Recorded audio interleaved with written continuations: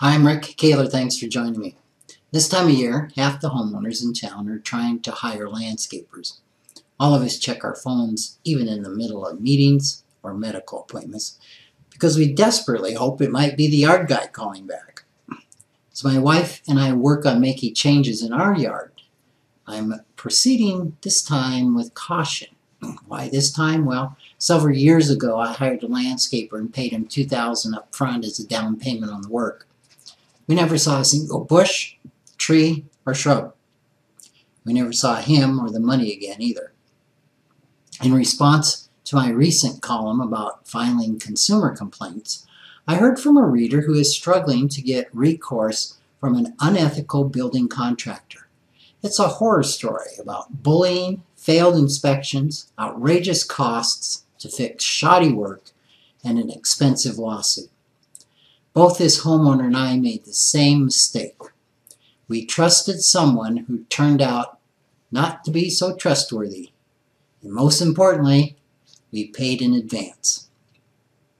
Whether you're hiring someone to redesign your yard, build or remodel a house, create a website for your business, or provide any other kind of service, you can't afford to just assume that the person is trustworthy.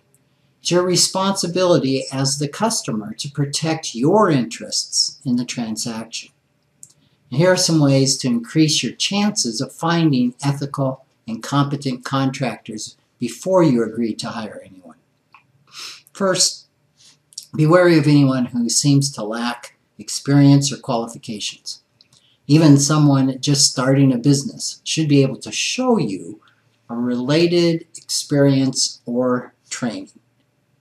Next, look for someone who's professional and businesslike, and that includes putting estimates and quotes in writing, providing references, and focusing on helping you create what you want rather than telling you what you should want.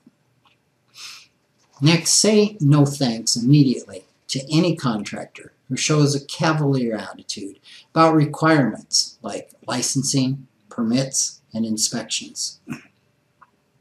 Use caution with contractors who don't apply in their own businesses the skills they are trying to sell you. If you need a website, for example, don't hire a developer whose own site is a mess. Get references and contact them. Ask specific questions about the kind of work the contractor did for them and what the experience was like.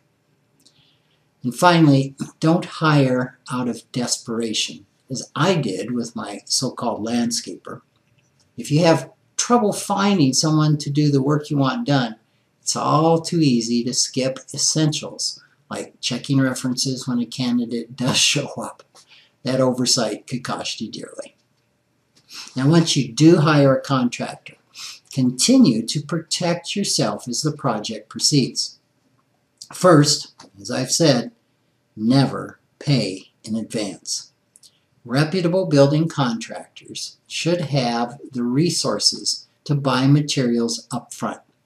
For any services, don't pay in full until the work is done to your satisfaction. If there's a problem, withholding payment is often your best and only leverage for getting it resolved. Second, pay attention throughout the work. Make sure you get copies of all permits and inspection reports. Insist on fixes for small problems and follow up to make sure they're taken care of.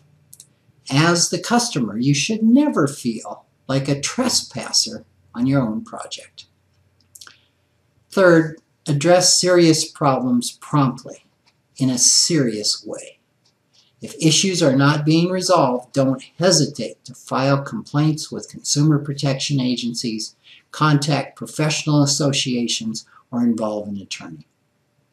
And finally, when you do receive quality work or service, acknowledge it. Express your satisfaction, write references or positive reviews, recommend them to other people and your friends. One way to discourage predatory or incompetent contractors is to support ethical, trustworthy professionals. Thanks for listening.